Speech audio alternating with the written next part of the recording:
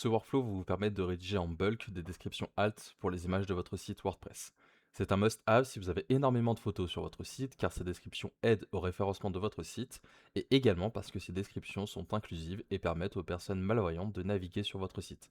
Je me présente, moi c'est Alan de GrosCI, c'est moi qui ai développé ce workflow, et on en a beaucoup d'autres à vous proposer. Donc n'hésitez pas à faire un tour sur notre page créateur N8N pour en découvrir plus.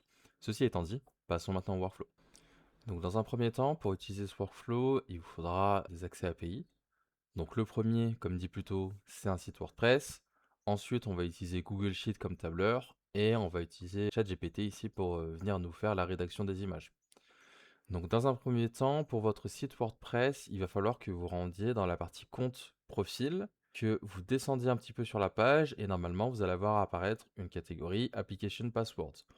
Là, en l'occurrence, on voit que cette partie-là est disabled, tout simplement parce qu'on a aussi une autre extension sur notre site qui s'appelle WordFence, qui est juste ici et qui nous permet en fait de sécuriser un minimum notre site.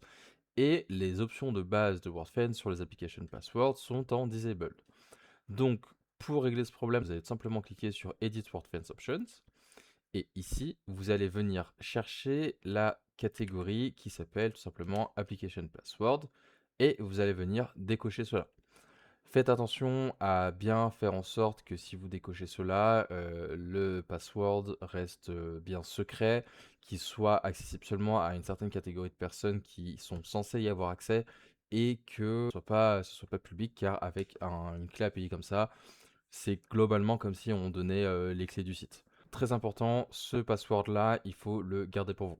Une fois que vous avez décoché dans un premier temps cette option-là, vous allez pouvoir revenir ici, recharger la page et générer votre password. Une fois que vous avez fait cela, il faudra revenir sur le workflow. Ici, dans la note 7, bien du coup mettre le nom de l'admin, donc le nom qu'on a mis qui est juste ici, la clé API qui a ce format-là, et votre nom de domaine, que vous retrouverez tout simplement dans l'URL de votre site. Donc une fois que vous avez terminé votre configuration pour WordPress et que vous avez bien rempli les informations ici, il va falloir venir du coup renseigner vos clés API Google Sheet si ce n'est pas déjà fait.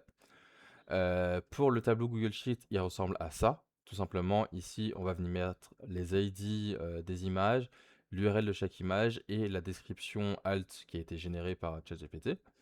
Mais comment on récupère cet export avec toutes les images? Vous allez me demander tout simplement en utilisant cette extension qui est juste ici. Euh, Avant d'utiliser l'extension, vérifiez bien que votre version de WordPress est bien compatible avec la version de l'extension. Sinon, ça peut créer des problèmes. Pour cela, tout simplement, soit regarder les infos qui sont présentes dans l'extension, soit tout simplement demander à Claude ou ChatGPT.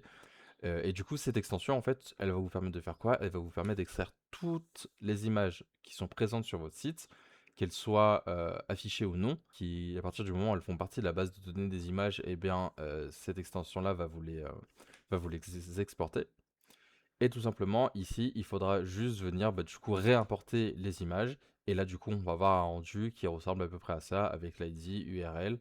Et là, du coup, on va venir écrire derrière la description alt. Une fois que vous avez terminé votre setup, que vous avez vos informations WordPress et les informations de vos images, votre liste, on va pouvoir mettre en place Workflow.